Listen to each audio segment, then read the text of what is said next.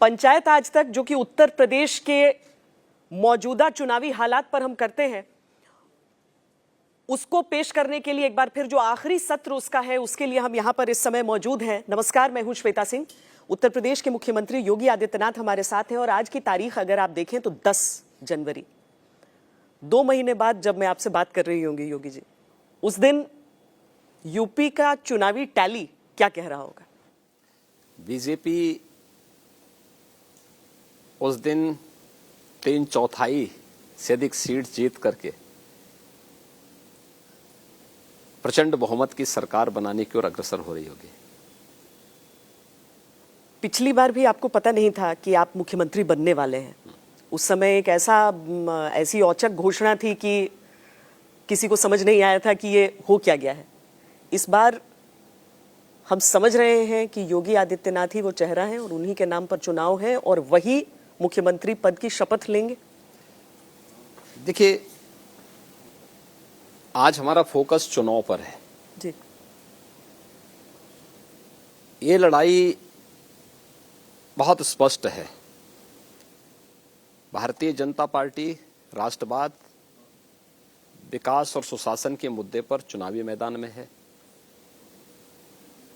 हमारी double engine की सरकार ने, केंद्र और प्रदेश सरकार ने मिलकर के प्रदेश के विकास के लिए जो कार्य किया, उसमें एक कंटिन्यूटी बनी रहे, हम उसको फोकस करते हुए अपने कार्यक्रम को आगे बढ़ा रहे हैं। हर हाल में अपने मुद्दों को आगे बढ़ाना ही हमारा लक्ष्य है। महत्वपूर्ण ये नहीं कि मुख्यमंत्री कौन बनता है, मंत्री कौन बनता है, महत्वपूर्ण ये कि भारतीय जनता पार्टी जीतनी चाहिए। तो मतलब अगर इस तरह की बातें होती हैं तो ये आपके हिसाब से बस ध्यान भटकाने के लिए चर्चा होती है कि मैं क्या कह रहा हूँ, बीजेपी में सीएम फेस कौन है? देखिए, ये तो हर व्यक्ति जानता है कौन है। हाँ। इसमें कोई चर्चा का गुंजाइश ही नहीं बची है। लेकिन मेरा ये कहना है कि आज का दिन हमारा केवल एक लक्ष्य को लेकर के आगे बढ़ रहे हैं और वह है कि भारतीय जनता पार्टी अपने मुद्दों पर फिर से जीते और भारतीय जनता पार्टी की सरकार प्रचंड बहुमत की प्रदेश के अंदर बननी चाहिए। तो अगर प्रचंड बहुमत से सरकार बनेगी तो योगी जी के कौन सा एक ऐसे काम की वजह से देश की जनता आपके पीछे खड़ी रहेगी? देखिए, उत्तर प्रदेश के अंदर हमने 2017 विधानसभा चुनाव में जो कहा था वह करके दिखाया और खासतौर पर उत्तर प्रदेश के बारे में जो उत्तर प्रदेश का परसेप्शन था, हमने उसको बदला है। किस मामले में? कानून व्यवस्था के मुद्दे को लेकर के। उत्तर प्रदेश की कानून व्यवस्था आज मैं कह सकता हूं कि देश के विभिन्न राज्यों के लिए एक नजीर बनी है। ये वही उत्तर प्रदेश है 2017 के पहले जहां से पलायन होता था। मुझे लगता है कि आप लोगों ने भी बड़ी बड़ी रिपोर्टिंग की है किराना की पलायन को लेकर के। आप लोग खूब इसको उछालते थे, लेकिन आज मैं कह सकता हूं कि किराना से 2017 के पहले जिन लोगों ने पलायन किया था वे लोग वापस आए हैं। आज किराना में फिर से चहल पहल शुरू हुई है। ये किसके कारण? ये फर्क साफ है। 17 के पहले पलायन होता था, 17 के बाद जो लोग पलायन किए गए वो वापस आए हैं। पलायन अपराधी किए हैं यूपी से। पश्चिमी उत्तर प्रदेश में बेटियों की सुरक्षा एक चुनौती थी। 2017 के बाद बेटियों की सुरक्षा सुनिश्चित हुई है। जिन परिवारों ने अपनी बेटियों को उनकी आगे की अच्छी पढ़ाई के लिए दिल्ली, मुंबई और अन्य दूर के रिश्तेदारी में भेज दिया था, वे सभी लोग आज वापस यूपी में आए हैं। यूपी में ही वे मुजफ्फरनगर में, शामली में, मेरठ में, आगरा में, मथुरा में, अलीगढ़ में, हर जगह वे बेटियां फिर से पढ़ रही हैं। ये सुरक्षा का एक माहौल प्रदेश के अंदर देने का कार्य है। तीसरा, पहले की सरकारें गांव के विकास के लिए, गरीब के लिए, महिलाओं की सुरक्षा के लिए, प्रदेश के आमजन की सुरक्षा के लिए या विकास के लिए संवेदनशील नहीं थी। वे संवेदनशील थे माफिया और अपराधियों को प्रश्रय देने के लिए। और हमारी सरकार ने शासन की योजनाओं को बिना भेदभाव के उन लोगों तक पहुंचाया। हर बेटी को सुरक्षा दी, हर नागरिक को सुरक्षा की गारंटी दी। पर्व और त्योहार शांतिपूर्ण ढंग से संपन्न किए हैं और हमारी संवेदना प्रदेश के गांव के विकास के लिए है, गरीब के लिए है, किसान के लिए है, नौजवान के लिए है, महिलाओं के लिए, उत्थान के लिए है, समाज के प्रत्येक तबके के विकास के लिए है। और पेशेवर अपराधी और माफिया जो पहले सत्ता का शागिर्द बनकर के प्रदेश में कानून व्यवस्था के लिए चुनौती बने थे, आवश्यकता पड़ी तो सरकार का बुलडोजर उन माफियाओं पर चलने में भी संकोच नहीं किया है। ये फर्क साफ जनता को प्रदेश के अंदर दिखाई दे रहा है और ये प्रदेश के परसेप्शन को पूरे देश और दुनिया के अंदर बदला है। पश्चिमी उत्तर प्रदेश का आपने जिक्र किया है। इस बार बहुत चर्चा चल रही थी कि पूरब से पश्चिम की ओर चुनाव होंगे, शायद जब चरणों का ऐलान होगा कि पूर्वांचल से होते हुए तब पश्चिमी उत्तर प्रदेश, लेकिन अब पश्चिमी उत्तर प्रदेश से ही शुरुआत हो रही है। नाराजगी का डर है, अभी किसानों की नाराजगी दूर हो गई है पूरी? देखिए, ये भारत निर्वाचन आयोग का अपना अधिकार है, कहाँ से उनको सहूलियत होती है, इलेक्शन कहाँ से किस ओर से करने हैं, किन चरणों में करने हैं, कितने इसमें होने हैं, ये इलेक्शन कमीशन का राइट है, वो अपना तय करता है और उसको मानना सभी राजनीतिक दलों की बाध्यता है।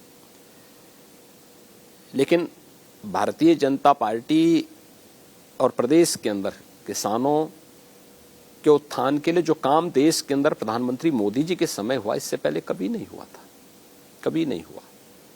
और मैं कह सकता हूं कि किसानों की नाराजगी न पहले थी, न आज है, न आगे होगी, क्योंकि किसान अपना हितैषी मोदी जी को देखता है या बीजेपी सरकार को देखता है।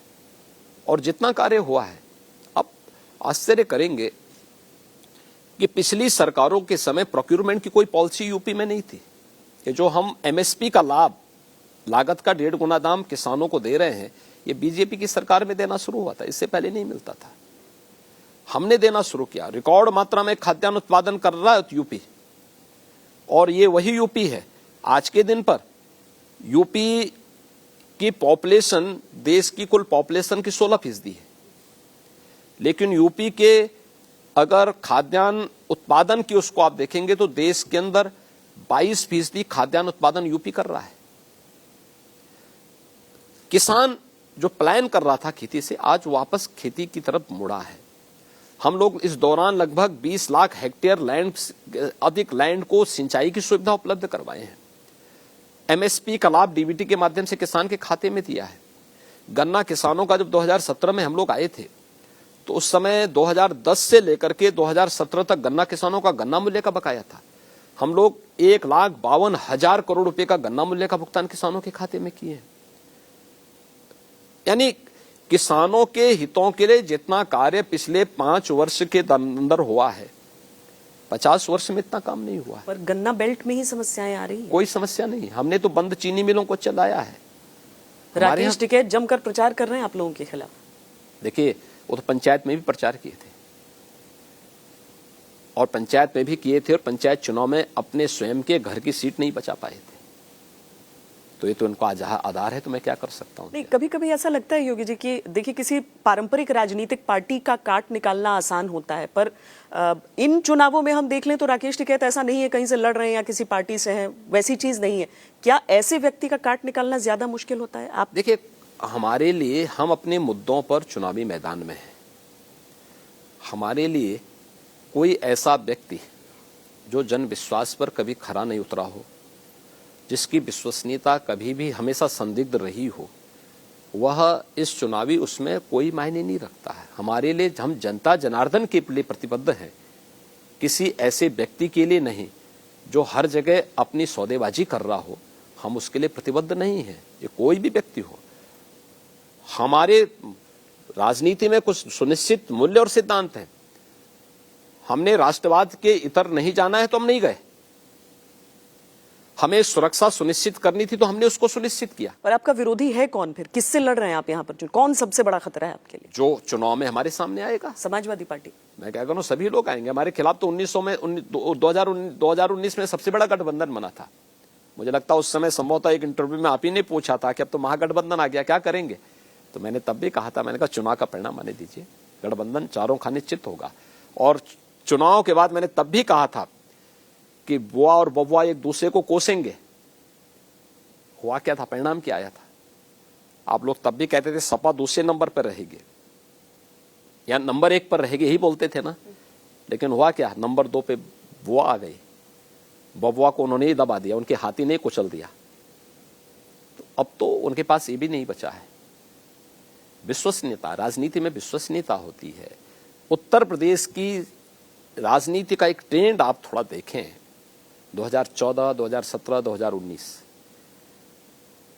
उत्तर प्रदेश की जनता ने परंपरागत वंशवाद और जातिवाद की राजनीति को खारिज किया है और उत्तर प्रदेश की जनता ने उत्तर प्रदेश के अंदर राष्ट्रवाद को हाथों हाथ लिया है। योगी जी, परंपरागत राजनीति ने नहीं, हो सकता है कुछ चीजें बदल रही हो, क्योंकि परंपरागत राजनीति तो कहती है कि 37 साल में किसी को रिपीट नहीं किया है। तो इसीलिए तो मैं आया हूं, मैं इसीलिए आया हूं। लोग ये भी कहते थे कि उत्तर प्रदेश में जो मुख्यमंत्री नोएडा का दौरा करता अपना कार्यकाल पूरा नहीं करता है। तो मेरा तो कार्यकाल पूरा हो गया ना। आप भ्रम तोड़ना चाहते हैं कि? मैं तो तोड़ ही रहा हूं, उसी भ्रम को तोड़ने के लिए मैं आया हूं। इस बहाने में मैं इसीलिए आया हूं कि जनता के सारे भ्रम को तोड़ेंगे। जो लोग गुमराह करते थे, प्रदेश को लूटते थे, अपने परिवार का भरते थे और जनता को केवल ख्याली पुलाव खिलाते थे, केवल एक गुमराह करने के लिए वो करते थे, उनको ये बताने के लिए मैं आया हूं कि देखो, जो वास्तविकता वो वास्तविकता, सत्य हमेशा शाश्वत होगा। हम उस सत्य पर विश्वास करें, ये झूठे नारों पर विश्वास न करें। ये जातिवाद के नाम पर, परिवारवाद के नाम पर अपने स्वयं के विकास के लिए कार्य करने वाले लोग, ये कभी न प्रदेश के हितैषी होंगे, न किसी जाति के हितैषी होंगे। ये केवल अपने हितों के लिए, अपने पेशेवर गैंग को प्रश्रय और प्रेरित करने के लिए लोग आए हैं। इनको कभी आगे मत बढ़ने देना। और यही कहने के लिए हम लोग आए हैं। लोग कहते थे ना इस बात को, जब मैं नोएडा गया था तब भी इन्होंने कहा था ना कि नोएडा जो जाता है वो सीएम अपना कार्यकाल पूरा नहीं कर पाता है। मैं तो अपना कार्यकाल बहुत अच्छे ढंग से पूरा कर रहा हूं, बहुत अच्छे ढंग से सफलतापूर्वक पूरा कर रहा हूं। मैं तो हमेशा, मुझे जब मैं पहली बार, मुझे तो आश्चर्य हुआ जब मैं बिजनौर का दौरा करने के लिए गया, तो हमारे अधिकारी मेरे पास है, उन्होंने कहा साहब बिजनौर कोई सीएम जाता नहीं। मैंने कहा क्यों?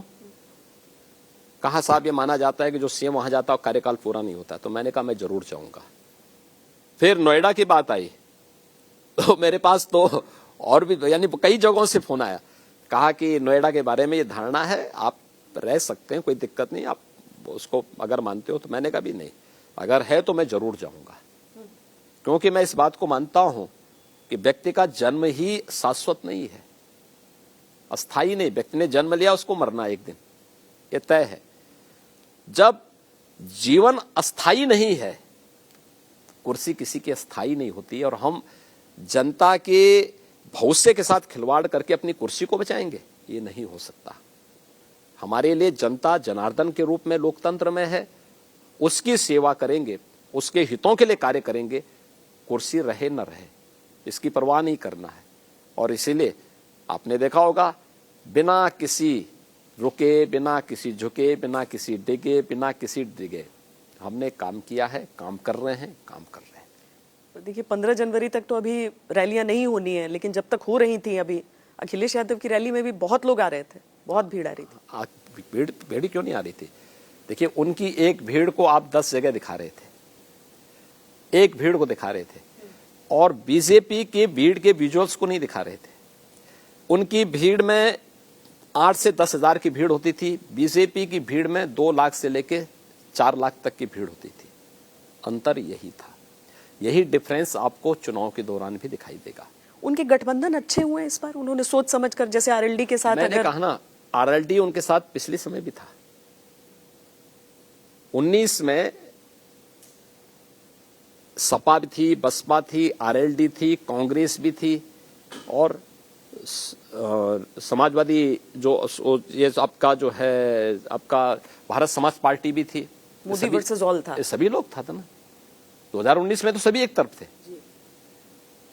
वे लोग कम हुए हैं, 19 की तुलना में कम हुए हैं। 19 में जितने उनके साथ लोग थे, सपा से बीएसपी अलग लड़ रही है।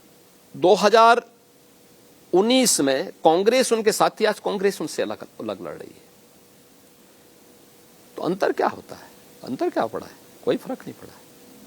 चुनाव हमने देखा है कि जब प्रचार की शुरुआत होती है तो विकास की बहुत बातें होती हैं, बीजेपी की तरफ से भी बहुत। प्रधानमंत्री अब ताबड़तोड़ शिलान्यास के लिए निकल पड़े, बहुत वो सारे राजनीतिक आरोप एक तरफ हैं, जिसमें यह कहा गया कि आप लोग दूसरे के कामों पर अपनी मुहर लगा रहे हैं। और दूसरी तरफ जो आरोप लगा वो ये कि देखिए चुनाव नजदीक आए, ध्रुवीकरण शुरू हो गया, यानी मुंह में विकास, बगल में ध्रुवीकरण। देखिए, विकास तो हम 5 साल करा रहे थे।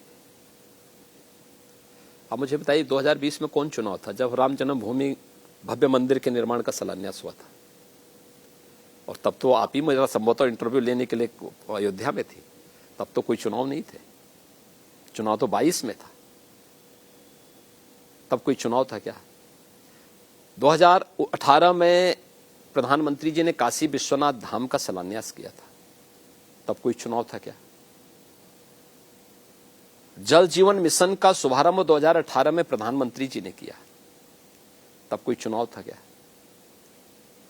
देखिए, मैंने पहले भी बताया ना कि राष्ट्रवाद उसके 2 पक्ष हैं। एक पक्ष है सांस्कृतिक राष्ट्रवाद का, उसका दूसरा पक्ष है सुरक्षा का, नेशनल सिक्योरिटी का। हमने पहले कहा कि हम इस मुद्दे पर कोई कंप्रोमाइज नहीं करेंगे।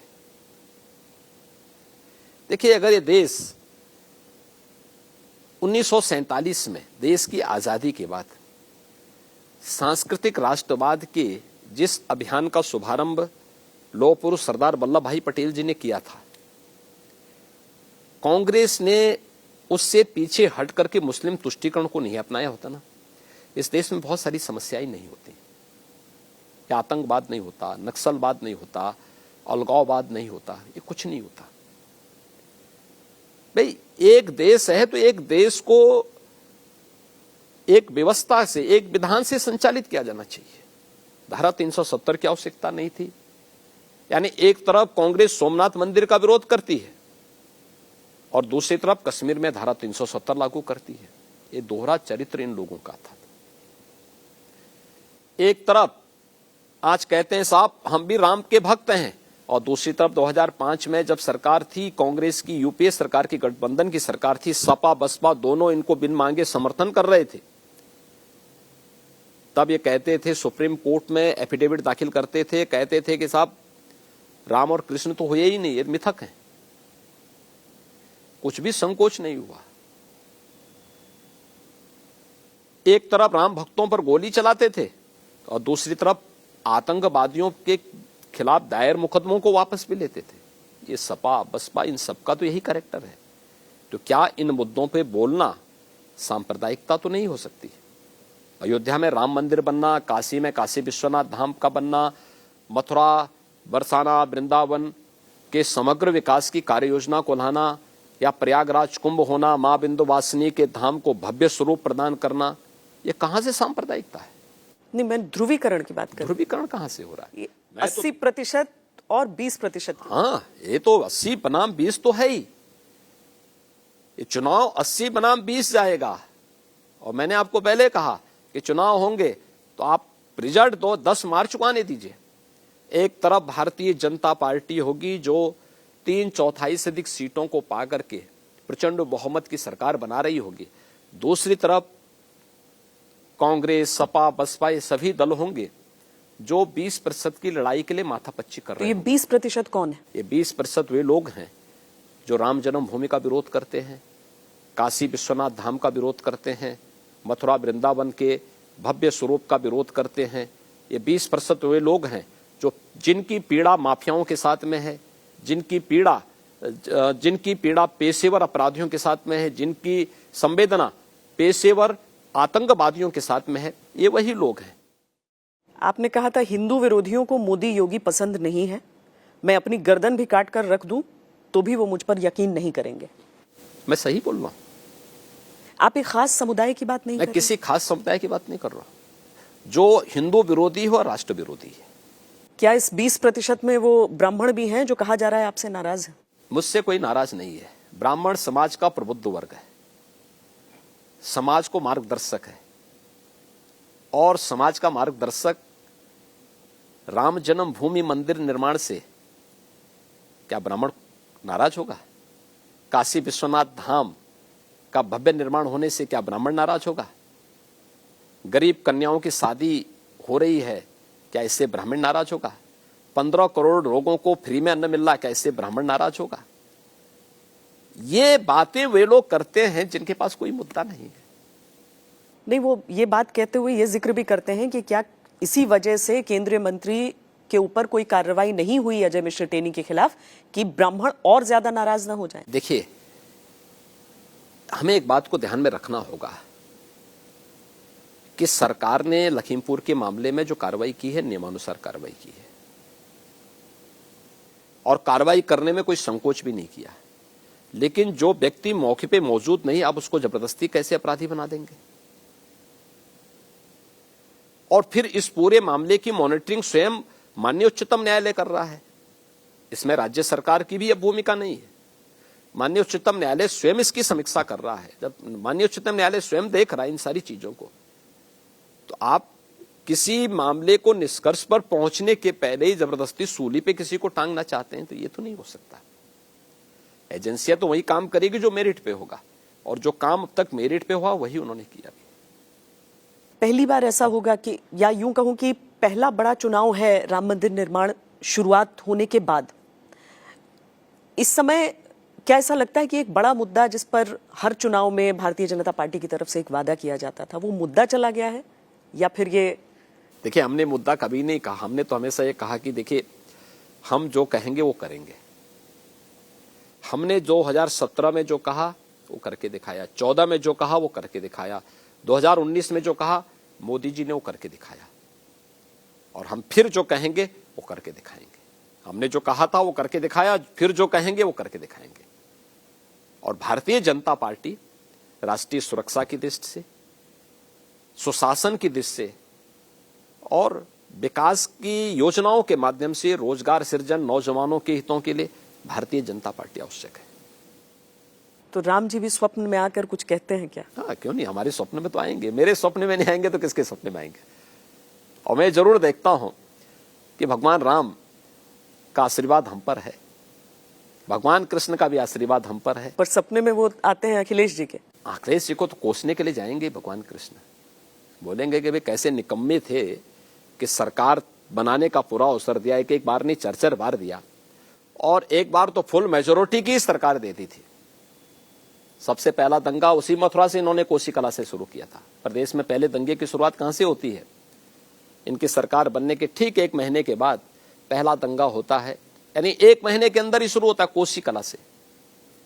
और जब सरकार का कार्यकाल समाप्त हो रहा था उस समय भी इनकी दंगा, अंतिम जो दंगा हुआ था इनका मथुरा में ही हुआ था, जवाहर बाग की घटना। तो भगवान कृष्ण तो उनको कोसने के लिए जाएंगे कि भाई अब कुछ तो लोक लाज रखो। जब मौका चर बार दिया तब तो कहते थे कृष्ण हुए ही नहीं, राम है ही नहीं, और आज जो है कहते हो कि सब कुछ जो है अब हम पे ऊपर छोड़ना चाहते हो, इसलिए तुम्हारे ऊपर आशीर्वाद नहीं, आशीर्वाद तो बीजेपी के ऊपर है। तो मथुरा के लिए भी योजना है? क्यों नहीं, मथुरा के क्यों नहीं बनाएंगे? अयोध्या, देखिए ये हमारा सौभाग्य है कि भारत के सनातन धर्म की परंपरा में जो 7 पवित्र नदियां हैं, 7 में से 3 तो यूपी के अंदर है। अयोध्या भी है, मथुरा भी है, काशी भी है। तो ये तो हमारा सौभाग्य होगा कि इन सभी पुरियों का समग्र विकास के लिए सरकार कुछ कर सके। पर हेमा मालिनी जी ने कहा एक आयोजन में कि मैं तो चाहती हूं कि योगी जी यहां से आए, चुनाव लड़े मथुरा से। देखिए, पार्टी तो पार्टी तय करेगी मुझे कहां से चुनाव लड़ना। नहीं, पार्टी तो तय करेगी, लेकिन योगी जी खुद सोचते हैं कुछ कि मैं जैसे गोरखपुर हमेशा से रहा, लोग सोचेंगे कि शायद गोरखपुर से लड़े, लेकिन अयोध्या और मथुरा दोनों जगह प्रतीक्षा हो रही है। मैं क्या कह रहा हूं ना, पार्टी मुझे जहां से कहेगी मैं वहां से चुनाव लड़ूंगा। सवाल ये है कि चुनाव लड़ रहे हैं ना, चुनाव लड़ने के लिए जाएंगे, चुनाव लड़ेंगे। मतलब चुनाव लड़ रहे हैं? मैंने कहा ना, चुनाव लड़ने के लिए पार्टी जहां से कहेगी वहां से चुनाव लड़ेंगे। कोविड के समय में वर्चुअल रैलियों की बात अब है, वर्चुअली सारी चीजें होंगी, कितना बदलेगा? मतलब मुश्किलें होंगी? देखिए, आपदा के समय ही आवश्यकता के अनुरूप रास्ता भी निकलता है, लेकिन जो लोग अपने को कहते थे कि हम डिजिटली वेल इक्विप्ड हैं, कल मैं समाजवादी पार्टी के अध्यक्ष का बयान देख रहा था। उन्होंने तो अपने हथियार पहले ही डाल दिए। उन्होंने कहा साहब चुनाव आयोग हमारे लिए व्यवस्था करे। यानी अब ये इनकी असलियत सामने खुल चुकी है। यानी अभी इलेक्शन कमीशन ने इलेक्शन की डेट घोषित ही की और केवल 15 जनवरी तक अभी रैलियों पे रोक लगाई है। और मुझे लगता है रैलियों पे रोक आगे भी हो सकता जाए, क्योंकि अभी तो कोरोना के मामले बढ़ ही रहे हैं। ये तो पीक पे आने में भी समय लगेगा। आपके लिए बेहतर स्थिति होगी कि सारी पार्टियां वर्चुअली आए? वो लोग सब कह रहे हैं कि बीजेपी की व्यवस्था बेहतर है। इलेक्शन कमीशन की जो भी गाइडलाइन होगी हम उसके लिए तैयार हैं। फिजिकली होगा तो फील्ड में उतरेंगे, फिजिकली नहीं होगा तो वर्चुअली जाएंगे।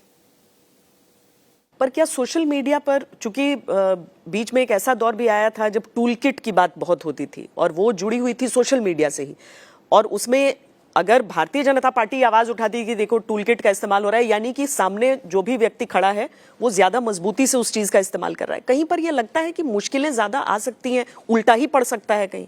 देखिए, हम लोग चुनौतियों के बीच में काम करने वाले लोग हैं और मैं इस बात को जानता हूं। यूपी का चुनाव होगा तो यूपी के चुनाव में अगर एक तरफ देश की सकारात्मक ऊर्जा एक सकारात्मक दिशा में काम करने के लिए तैयार बैठी होगी, तो दूसरी तरफ दुनिया की नकारात्मक ऊर्जा भी तो उत्तर प्रदेश के अंदर आकर के अपनी नकारात्मकता को फैलाने का प्रयास करेगी। तो हमें हर प्रकार की चुनौती का सामना करने को तैयार रहना होगा और हम लोग उसके लिए तैयार हैं। प्रियंका वाड्रा कहती हैं लड़की हूं, लड़ सकती हूं। आप लोग उसके बाद महिलाओं को रिझाने के प्रयास में दिखते हैं। कांग्रेस कहती है कि ये हमसे डर रहे हैं।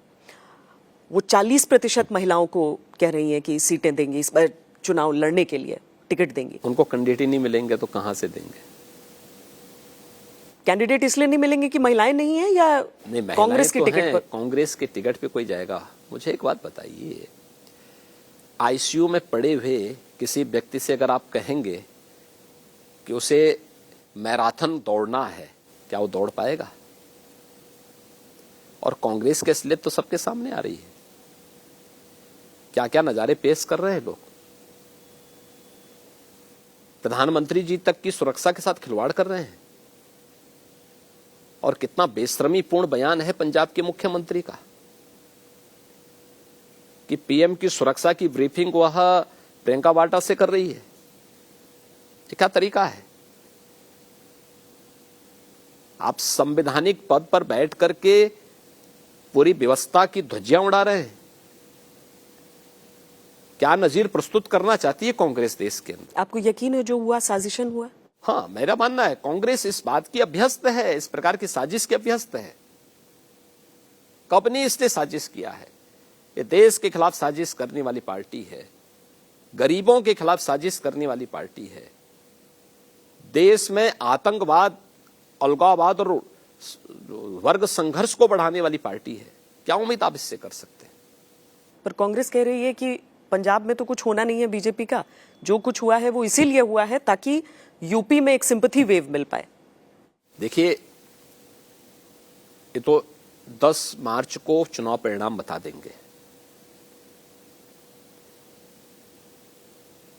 कांग्रेस जिस नकारात्मक राजनीति को कर रही है या की है, आज उसका खामियाजा भुगत रही है और आने वाले समय में देश की जनता उसको और उसका खामियाजा भुगतेगी। ये सिंपैथी के लिए नहीं हुआ है। ये सिंपैथी, कौन सिंपैथी नहीं? प्रधानमंत्री की सुरक्षा पे चूक इस सिंपैथी गेन करने का माध्यम बनेगा। पीएम की सुरक्षा सर्वोच्च प्राथमिकता रखती है किसी भी राष्ट्र के लिए। पीएम व्यक्ति नहीं है, एक संस्था है, देश का संवैधानिक प्रमुख है, राष्ट्र के सम्मान का प्रतीक होना चाहिए। हर एक व्यक्ति का दायित्व बनता है कि दलीय सीमाओं से ऊपर उठकर के उन्हें सम्मान दे। क्या देश इंदिरा गांधी जी को सम्मान नहीं दिया था क्या? क्या देश राजीव गांधी जी को सम्मान नहीं दिया था क्या? क्या इस देश ने डॉक्टर मनमोहन सिंह जी को सम्मान नहीं दिया था क्या? और आज कांग्रेस कर क्या रही है? उन्होंने तो मनमोहन सिंह जी की भी अवमानना की। नरसिम्हा राव जी के साथ किस प्रकार का व्यवहार किया था कांग्रेस ने, और वो इस प्रकार का व्यवहार करना चाहती है, चीजें नहीं स्वीकार करेगा ये देश। पीएम को पंजाब जाना चाहिए फिर रैली के लिए? देखिए, भारतीय जनता पार्टी वहां चुनाव लड़ रही है अगर उचित अवसर मिलेगा तो मुझे लगता है पार्टी तय करेगी इस चीज को। लेकिन सवाल यह है कि कांग्रेस का जो व्यवहार और एक चुनी गई सरकार का जो व्यवहार वहां पे था वो अत्यंत निंदनीय था और शर्मनाक था। हम उत्तर प्रदेश की तरफ ही आते हैं योगी जी, और आपके जो 5 साल का कामकाज रहा है, एक तो हो गई उपलब्धियां, दूसरी वो कौन सी चीजें हैं जिन पर आपको लगता है कि अभी मैं काम कर रहा हूं और प्रदेश की जनता को इस समय मुझे इसीलिए आगे बढ़ने देना चाहिए, फिर से एक टर्म देना चाहिए कि मैं उसको आगे बढ़ाऊं, या फिर कुछ ऐसी चीजें जो नहीं कर पाए? हमने जितना लक्ष्य रखा था हमने उस कार्य को पूरा किया, हमने जो संकल्प किया था हमने उसको पूरा सब किया। पूरा हो गया एक हाँ। लेकिन हाँ, उत्तर प्रदेश हमें लगता है कि अपार पोटेंशियल से भरा पड़ा है, अपार क्षमताएं हैं, इसको देश का नंबर 1 का प्रदेश बनना चाहिए। याद करें ना, 2016 के पहले 15-17 के पहले 16-17 में जब उत्तर प्रदेश की इकोनॉमी की बात होती तो देश की 6ठी अर्थव्यवस्था मानी जाती थी, आज नंबर 2 की आ चुकी है। ईज ऑफ डूइंग बिजनेस में यानी व्यवसाय की सुगमता की दृष्टि से उत्तर प्रदेश 14वें स्थान पर था, आज नंबर 2 स्थान पर है। 2016-17 में अनएम्प्लॉयमेंट रेट यूपी में 18% था, आज 4% है। खाद्यान्न उत्पादन के अलग अलग उसमें धान के, चावल के उत्पादन में, गेहूं के उत्पादन में, दलहन के उत्पादन में, तिलहन के उत्पादन में, गन्ना के उत्पादन में, चीनी के उत्पादन में यूपी जो कभी अग्रणी था एकदम पिछड़ सा गया था, आज नंबर 1 स्थान पर है। केंद्र सरकार की वे 50 प्रमुख योजनाएं जो गरीब कल्याणकारी हैं, लोक कल्याणकारी हैं, यूपी का स्थान 15 से ऊपर ही होता था, यानी 15 में, 17 में, 18 में, 23 में, 25 में और कुछ में तो 36वें स्थान पर रहता था। आज उन सभी स्कीम में यूपी नंबर 1 पर है। तो मुझे लगता है कि यूपी हर एक क्षेत्र में नंबर 1 होना चाहिए और प्रधानमंत्री जी के देश की इकोनॉमी को $5 ट्रिलियन की इकोनॉमी बनाने का जो प्रधानमंत्री जी का लक्ष्य है उसमें यूपी का योगदान होना चाहिए। यूपी की इकोनॉमी भी $1 ट्रिलियन की होनी चाहिए और उस दिशा में जो प्रयास होने चाहिए, जिस दिशा में सरकार ने कदम बढ़ाए हैं, उन लक्ष्यों को प्राप्त करना, उत्तर प्रदेश की प्रति व्यक्ति आय को दोगुने तक हम पहुंचा दिए हैं, लेकिन नेशनल एवरेज तक पहुंचाना, उससे भी आगे लेके जाना, इस पर कार्य किए जाने की आवश्यकता है। उत्तर प्रदेश में ढेर सारी अन्य संभावनाएं हैं जिस फील्ड में सरकार ने जो कार्यक्रम बनाए हैं उसको एक बार और गति दिए जाने की आवश्यकता है। उस दिशा में सरकार प्रयास कर रही है, इसके लिए हम लोग चुनावी समर में हैं। चूंकि कोरोना एक तीसरी लहर के तौर पर एक बार फिर हमारे सामने है, तो कुछ कोविड से जुड़ी हुई मैं सवाल आपसे लेना चाहूंगी योगी जी। कितनी बड़ी चुनौती है इस समय? बहुत तेजी से मामले बढ़ रहे हैं। आपने मुझे सेकेंड वेव के दौरान भी यही पूछा था, आपने कहा था कि आप नियंत्रित कर लेंगे यूपी के कोविड प्रबंधन को, तो आप स्वीकार करती हैं ना। फर्स्ट वेव और सेकेंड वेव में यूपी ने सबसे अच्छा कोरोना प्रबंधन का काम किया था और इस समय भी यूपी का कोरोना प्रबंधन सबसे अच्छा चल रहा है। उत्तर प्रदेश में आज के दिन पर 33,900 एक्टिव केस हैं। 33,900 में से 33,600 होम आइसोलेशन में, 300 मामले जो हॉस्पिटलाइज हैं, इसमें से ज्यादातर वे मामले हैं जिनको किडनी की प्रॉब्लम पहले से थी या कैंसर से पीड़ित थे या किसी अन्य गंभीर बीमारी से पीड़ित थे, वे लोग हैं, या फिर कुछ ऐसे मामले हैं जो इंटरनेशनल फ्लाइट से आए थे और उन पे लक्षण देखे गए तो हमने उनको हॉस्पिटलाइज किया है। और जो हॉस्पिटल में भी जा रहे हैं, 3 दिन से 5वें दिन पे उनकी रिपोर्ट नेगेटिव आ जा रही है। यानी रिपोर्ट भी, जैसे हमने सेकेंड वेव के दौरान डेल्टा वेरिएंट जब आया था उस समय हम देखते थे कि 15 दिन, 20 दिन, 25 दिन लग जा रहे थे, इसमें इतना नहीं लग रहा है। इसमें 3 दिन से 5वें दिन नेगेटिव रिपोर्ट आ जा रही है। यानी एक सामान्य वायरल फीवर का जो साइकिल होता है 3 से 7 दिन का, इसका भी एक सामान्य साइकिल 3 से 7 दिन का। इसलिए मैं अपील करूंगा कि इससे घबराने की आवश्यकता नहीं। हाँ, बीमारी है तो बीमारी में बचाव और बीमारी में सतर्कता बहुत आवश्यक है, क्योंकि ये कोरोना बीमारी तो है, इसलिए जो लोग पहले से बीमार हैं, जो बुजुर्ग हैं, जो बच्चे हैं, गर्भवती महिलाएं हैं, इनको से बचाव करना चाहिए अपना। और इसके लिए आवश्यक है कि उस सतर्कता के लिए सरकार कार्य कर रही है। वैक्सीनेशन के ड्राइव को हम युद्ध स्तर पर आगे बढ़ा रहे हैं। प्रदेश में हम लोग अब तक 21 करोड़ 40 लाख लोगों को वैक्सीन दे चुके हैं और युद्ध स्तर पर वैक्सीनेशन की कार्रवाई हमारी चल रही है। अभी 15 से 17 वर्ष के नवयुवकों को भी वैक्सीन देने के लिए जो व्यवस्था भारत सरकार ने बनाई है उसमें हम लगभग 25 लाख बच्चों को ये वैक्सीन दे चुके हैं। हमारा लक्ष्य है कि 15 जनवरी तक हम इस श्रेणी को 100% वैक्सीनेट कर लें, 15 से 17 के बीच को। हमारा प्रयास है कि जनवरी में हम लोग 100% लोगों को फर्स्ट डोज दे दें और सेकेंड डोज भी 75 से 80% लोगों को हम लोग उपलब्ध करवा दें, खास तौर पर अलग अलग चरणों में जो चुनाव होंगे उसको देखते हुए। टेस्टिंग हम लोग लगभग 10 करोड़ की तरफ बढ़ रहे हैं, तो आज के दिन पर कोई चैलेंज नहीं है। और अगर हमने सेकेंड वेव को नियंत्रित किया है तो हम लोग फर्स्ट डोज को भी, हम लोग अपने जो थर्ड वेव को भी नियंत्रित कर लेंगे। और घबराने की आवश्यकता, मैं फिर अपील करूंगा कि इसमें कोई घबराए ना, लेकिन बचाव और सतर्कता सावधानी जरूर रखें। एक दूसरा, वैक्सीन के डोज जिन्होंने नहीं ली वह जरूर वैक्सीन की डोज लें। और एक मेरी मीडिया से अपील जरूर होगी कि हम लोग आपदा के समय, संकट के समय अनावश्यक नेगेटिविटी न क्रिएट करें, नकारात्मकता न दिखाएं। जो लोग तीसरे दिन, चौथे दिन, पांचवें दिन ठीक होके जा रहे हैं, नेगेटिव जिनकी रिपोर्ट आ जा रही है, उनके इंटरव्यू अगर हम दिखाएंगे तो लोगों में एक उत्साह आएगा। लोग बीमारी को छुपाएंगे नहीं, क्योंकि बीमारी को छुपाने का मतलब क्या है? बीमारी को छुपाने का मतलब यह है कि हम लोग जो हैं बीमारी को छुपाते जब हैं तो जो भी उनके संपर्क में आएगा वो सभी लोग इन्फेक्ट होंगे। जब एक बार पता लगेगा कि इस व्यक्ति को कोविड पॉजिटिव है तो 3 दिन के बाद, 4 दिन के बाद अपने आप नेगेटिव आ जाएगा। 3 दिन, 4 दिन अगर वो व्यक्ति थोड़ी भी सावधानी बरत लेगा तो अन्य लोगों को इन्फेक्शन की चपेट में आने से बचा लेगा। एक दूसरा, वैक्सीन जरूर ले लें। ये देखा गया कि जिन्होंने दोनों डोज ले रखी हैं उन लोगों पर इसका असर बहुत सामान्य वायरल फीवर जैसा है। जिन लोगों ने वैक्सीन नहीं ली है उनमें थोड़ा ज्यादा प्रभाव देखने को मिल रहा है, लेकिन फिर भी खतरनाक नहीं है और मुझे लगता है घबराने की आवश्यकता नहीं। हम थर्ड वेव को पूरी तरह नियंत्रित कर लेंगे। पहले हम देखते थे कि चूंकि अधिकतर पत्रकार, मुझे लगता है, दिल्ली नोएडा बॉर्डर से बहुत ज्यादा सब वाकिफ रहते हैं, तो दिल्ली के बैरिकेड लगते थे, उससे पहले यूपी का बैरिकेड लग जाता था, नोएडा शहर का। वहां पर चेकिंग होती थी कि आप कौन है, कहाँ जा रहे हैं, बेमतलब का तो नहीं जा रहे हैं। इस बार दिल्ली ने बैरिकेड लगाए, यूपी ने नहीं लगाए। क्या ये चुनाव के कारण है या फिर इसलिए कि आपको लॉकडाउन की या कर्फ्यू की आवश्यकता नहीं लग रही है? हमने, देखिए, लॉकडाउन हमारे यहाँ केवल तभी लगा था जब लॉकडाउन पूरे देश के अंदर था।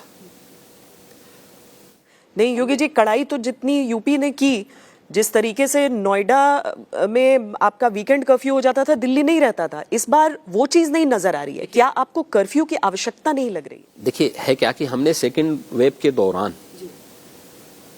केवल नाइट कर्फ्यू रखा था, कंटेनमेंट जोन बनाए थे और हम लोगों ने डोर टू डोर स्क्रीनिंग की थी निगरानी समितियों के माध्यम से। और निगरानी समितियों के माध्यम से हम लोगों ने मेडिसिन किट का वितरण हर घर तक पहुंचाया था। रैपिड रिस्पांस टीम के माध्यम से हर एक संदिग्ध व्यक्ति की जांच की थी। सेकेंड वेव के दौरान हमने कोई कार्यालय बंद नहीं किया, कोई उद्योग धंधे बंद नहीं किए, क्योंकि उद्योग धंधों को बंद करने का मतलब बड़े पैमाने पर श्रमिकों को बेरोजगार कर देना था। फर्स्ट वेव के दौरान हम लोगों ने श्रमिकों को व्यवस्था दी थी, भरण पोषण भत्ता भी दिया था। उद्योगों से हमने कहा था कि भाई देखो, इनको बिठा करके पूरा मानदेय दो, लोगों ने दिया भी। लेकिन सेकेंड वेव के दौरान हम लोगों की समझ में आया कि नहीं, हमें इसको अनावश्यक पैनिक बनाने की बजाय बचाव के उपाय करने चाहिए। हमने हर एक जगह कोविड हेल्प डेस्क बनाए, कोविड केयर सेंटर बनाए, ऑक्सीजन कंसंट्रेटर उपलब्ध करवाए और हम लोग बहुत अच्छे ढंग से इसको नियंत्रित कर लिए थे। हमने second wave, first wave, second wave के अनुभव का तीसरे वेव पे ले रहे, तीसरे उस पर भी हम लोगों ने लागू किया है। नाइट कर्फ्यू हमारे यहाँ रात्रि 10 बजे से सुबह 6 बजे तक का लागू हो चुका है। इस डोर टू डोर स्क्रीनिंग की कार्रवाई हमारी युद्ध स्तर पर चल रही है और हम लोग हर एक अभियान को युद्ध स्तर पर चला रहे हैं। व्यापक पैमाने पे वैक्सीनेशन चल रहा है। हमारे यहाँ 15 लाख से 20 लाख वैक्सीन पर डे हम दे रहे हैं। 2 लाख से 2.5 लाख तक टेस्टिंग हमारी पर डे हो रही है। हमारे पास पर्याप्त मात्रा में बेड्स हैं, दवा भी है, वैक्सीन भी है, और 15 करोड़ लोगों को फ्री में राशन भी हम लोग उपलब्ध करवा रहे हैं। आज कोई चैलेंज नहीं होगा, क्योंकि इसमें 99% से अधिक लोग तो घर में रह के ठीक हो जा रहे हैं। एक सामान्य वायरल की तरह उनके पास फीवर है, इसलिए बहुत घबराने की आवश्यकता नहीं। थर्ड वेव को बहुत अच्छे ढंग से हम लोग नियंत्रित करेंगे। आपके मैनेजमेंट पर कोई सवाल नहीं है। आप उन प्रमुख मुख्यमंत्रियों में से हुआ करते थे जो कि सड़क पर नजर आए कोविड के समय। आप खुद इन्फेक्शन आपको झेलना पड़ा, लेकिन 3 मुद्दों पर आप पर सवाल उठे। गंगा जी की लाशें, जिसका आप खंडन कर चुके हैं। बीजेपी के भीतर से लोगों की चिट्ठियां व्यथित कि हमें व्यवस्था नहीं मिल पा रही है, बेहतर होने की आवश्यकता है। और तीसरी चीज थी कि पंचायत चुनाव जब उत्तर प्रदेश में चल रहे थे तो लोगों ने वाकई, और क्योंकि वो पीक था सेकेंड वेव का, तो लोगों ने जान गंवाई थी। तो ये समझना चाहेंगे प्रदेश के लोग कि क्या हम उन सारी सूरत हाल से आगे बढ़कर एक नई तैयारी देख रहे हैं? देखिए, हम उससे बहुत आगे निकल चुके हैं। दूसरा एक चीज हमें देखना होगा, उत्तर प्रदेश की आबादी है 25 करोड़, महाराष्ट्र की आबादी है 12 करोड़। कोविड प्रबंधन का मानक क्या है? अगर मैं देश के अंदर ही बात करता हूं तो उत्तर प्रदेश की 25 करोड़ की आबादी है। हम लोग 9 करोड़ 39 लाख से, हमारी 9 करोड़ 39 लाख से ज्यादा, हमारे लगभग 10 करोड़ के आसपास हमारे टेस्टिंग हमारी हो चुकी है अब तक, और 21 करोड़ 40 लाख से अधिक लोगों को हम वैक्सीन की डोज दे चुके हैं। ऐसा भी नहीं कि कोई छुपा ले मौत के आंकड़ों को, तो नेशनल पोर्टल पे आता है। किसी की डेथ होती है तो वहीं हॉस्पिटल से सारे डाटा उसमें चले जाते हैं। महाराष्ट्र में 12 करोड़ की आबादी में कितने लोग कोविड पॉजिटिव हुए, कितने लोगों की डेथ हुई? अगर यूपी से आप उसकी तुलना करेंगे तो यूपी से 6 गुना मौतें महाराष्ट्र में हुई। यूपी में 22,900 मौतें हुई हैं मार्च 2020 से लेकर के अब तक। वो तो कह रहे हैं आप छुपा रहे हैं ना? नहीं, मैं छुपाने की कोई गुंजाइश ही नहीं हो, तब गुंजाइश हो तब ना कोई छुपाए। देखिए, तो एक डेथ होती है और डेथ की ऑडिट उसी दिन हो जाती है, और ये पूरे भारत सरकार की साइट में सीधे पहुंच जाता है। हमारे पास डाटा बाद में पहुंचता है, पहले वहां डाटा जाता, फिर वहां से डाटा हमारे पास वापस आता है। इसलिए छुपाने की गुंजाइश कहीं नहीं रहती है। दूसरा, जितने टेस्टिंग होते हैं, कोई भी कोविड पॉजिटिव आएगा, सभी चीजें होंगी। अमेरिका और उत्तर प्रदेश की तुलना कर लें। अमेरिका की आबादी कितनी? 33 करोड़ है। यूपी की है 25 करोड़। 33 करोड़ की पॉपुलेशन में अमेरिका में मौतें हुई हैं 6.5 लाख, और 25 करोड़ की आबादी में यूपी में मौतें हुई हैं 22,900। हर मौत दुखद है, महामारी भी है, यह भी हमें स्वीकार करना होगा। अमेरिका का हेल्थ इंफ्रास्ट्रक्चर यूपी से कई गुना ज्यादा अच्छा है, लेकिन कोविड प्रबंधन यूपी का बेहतरीन है। अमेरिका से बेहतर क्या? मैं क्या कह रहा हूं? हाँ, अमेरिका से बेहतरीन मैं अपने को कहूंगा। इसलिए कहूंगा मैं क्योंकि हम अपने यहां लोगों के जीवन को बचाने में सफल हुए हैं। हमारे लोगों ने अनुशासन माना है। 6.5 लाख और 22,900 में अंतर होगा। हमें इस चीज को तो देखना होगा। जब हम तुलना करें तो इन चीजों से तुलना करें। ब्राजील और यूपी की आबादी लगभग बराबर है। यूपी की 25 करोड़ है, ब्राजील की 22-22.5 करोड़ है। ब्राजील की मौतें यूपी से कई गुना ज्यादा है। तो अगर हम तुलना करें तो इससे करें। योगी जी, आपका जो पूरा समय रहा है, और इसलिए मैं कह सकता हूं कि सेकेंड वेव खतरनाक थी, बहुत तीव्र संक्रमण था। उस संक्रमण की चपेट में मैं स्वयं भी आया था, लेकिन एक समय के बाद जब मैंने देखा कि अब बिना मेरे फील्ड में उतरे काम नहीं चलेगा, क्योंकि मीडिया के द्वारा तरह तरह की रिपोर्टिंग की जा रही। कोई कहता था कि यूपी में कोरोना हुआ अनकंट्रोल, कोई कहता था कि अब यूपी में हजारों लोगों की मौत होगी, जबकि मैं कोरोना संक्रमित होने के बावजूद ही पूरे जनपदों में स्वयं जुड़ा हुआ था, वर्चुअली जुड़ा था, लेकिन जुड़ा था।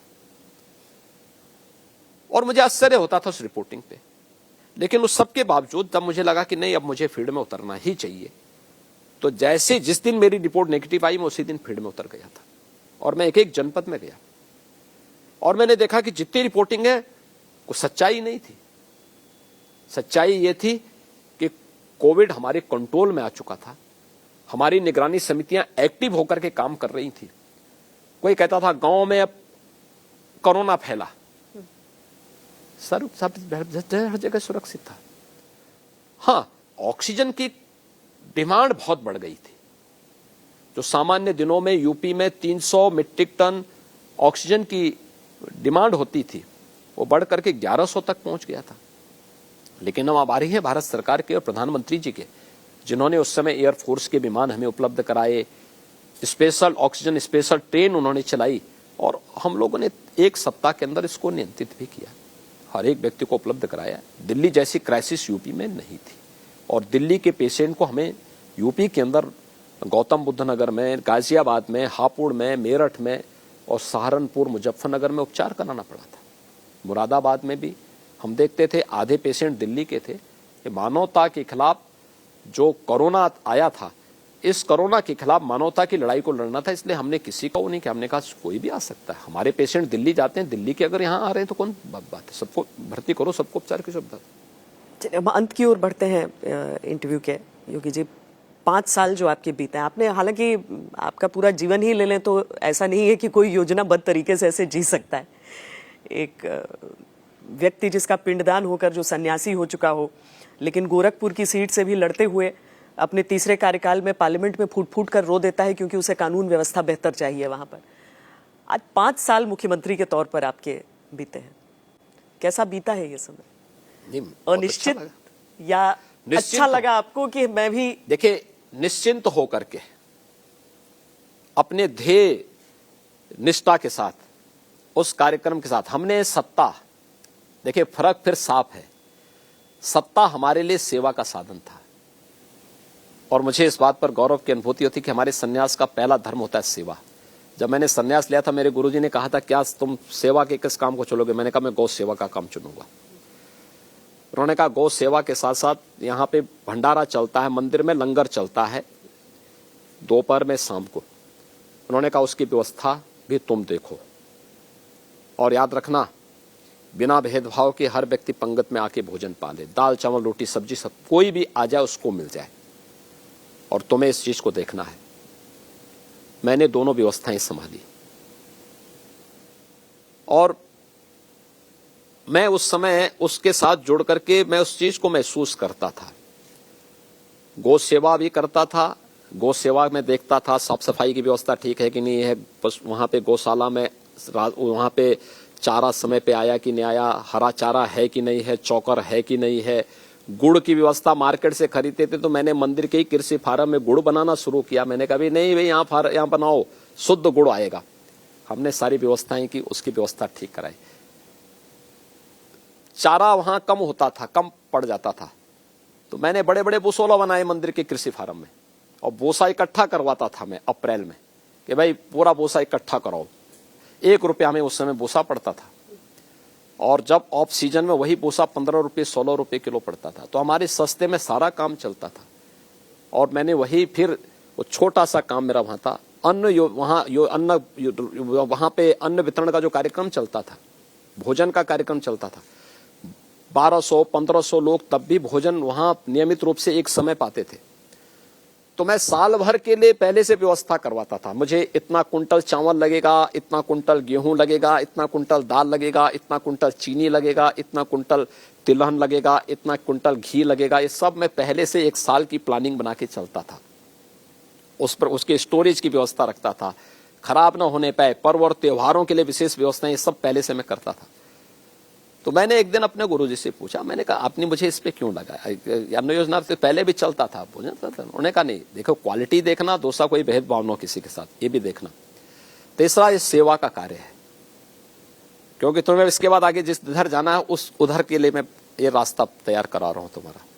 मैं नहीं समझता था कि मुझे चुनाव लड़ना है, क्योंकि मैं चुनाव के दिश से मैंने संन्यास लिया भी नहीं था और मैं उसमें एक प्रकार से रम सा गया। लेकिन जब मुझे 98 में कहा गया कि भाई तुम्हें चुनाव लड़ना है, मैं सही बताऊं मैं 1 साल के अंदर उब गया था। मैंने 99 में जब 99 में लोकसभा चुनाव 99 में भंग हुई लोकसभा, एक वोट से अटल जी की सरकार जब गिर गई थी, तो मैंने अपने गुरुजी से प्रार्थना की। मैंने कहा मैं चुनाव नहीं लड़ना चाहता हूं। उन्होंने कहा क्यों? तो मैंने कहा मैं इसलिए नहीं लड़ना चाहता हूं क्योंकि मैं देखता हूं कि बहुत सारे इश्यू पे मुझे बहुत अच्छा नहीं लगता है कि वास्तविक मुद्दे पे चर्चा नहीं होती है और बहुत सारे लोग तो झूठ बहुत ज्यादा बोलते हैं। मुझे इस झूठ से बहुत नफरत है और व्यक्ति जैसा जीता है उसको वैसे ही रहना चाहिए, उसी प्रकार से अपना दिनचर्या आगे बढ़ानी चाहिए। उन्होंने कहा देखो इसके बीच से ही रास्ता निकालना पड़ेगा। तब तक मेरे जिम्मे 3 काम आ चुके थे वहां पे, एक गौशाला का, दूसरा मंदिर के भंडारे का और तीसरा शिक्षण संस्थाओं का। देखिए वहां पे उस समय भी लगभग 3 दर्जन संस्थाएं संचालित होती थी, शिक्षण संस्थाएं संचालित होती थी। उसका भी जिम्मा उन्होंने मेरे ऊपर सौंप दिया था। तो वो देखते थे कि उसमें हर एक संस्था में हर एक कार्य में उत्तरोत्तर सुधार है और किसी में भी बोलने की गुंजाइश नहीं है। उन्होंने फिर मुझे कहा, उन्होंने कहा देखो अगर तुम लिप्त होने के लिए आए हो, राजनीति में भी आए हो, लिप्त होने के लिए आए हो, तो तुम्हारे लिए ना राजनीति में जगह है ना गोरक्षपीठ में जगह है।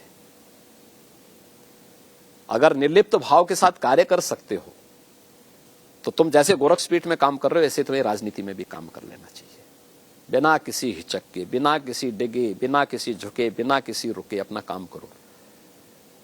तो मैं 1999 में फिर चुनाव लड़ा, अपनी यात्रा को आगे बढ़ता गया। और मैं जब मुझे मोदी जी ने, अमित शाह जी ने जब मुख्यमंत्री पद का दायित्व दिया कि नहीं मुख्यमंत्री के रूप में, पार्टी ने कहा कि आप मुख्यमंत्री बनेंगे, मुख्यमंत्री के रूप में काम देखिए, मैंने एकदम पीछे नहीं हटा। मैंने कहा ठीक है दायित्व है, मैं जानता हूं उससे पहले मेरा नाम कहीं नहीं था, मैं सामान्य प्रचार करता था, मुझे दायित्व मिला, लिया। संकल्प पत्र विमोचन के कार्यक्रम में मुझे बुलाया गया था, मैं था, मैंने संकल्प पत्र पढ़ा था और इसीलिए